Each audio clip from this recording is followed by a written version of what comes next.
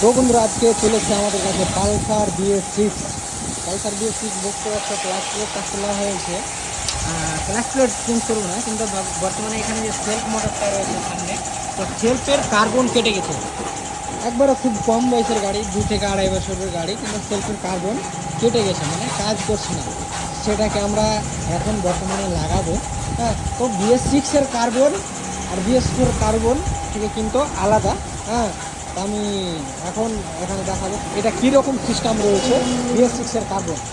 এখানে দেখতে পাচ্ছ, এই যে এটা হচ্ছে BS6-এর কার্বন। হ্যাঁ, এখানে লকগুলো যে থাকে, এই যে এভাবে লকগুলো।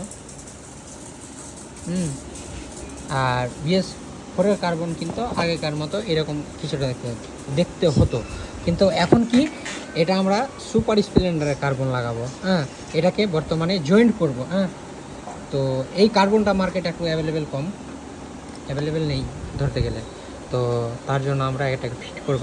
এভাবে আমরা বর্তমানে জয়েন্ট করে দিলাম। হ্যাঁ, দেখতে পাচ্ছ, এই যে এটা হচ্ছে রেড, এটা হচ্ছে আর্থিং মানে ব্ল্যাক।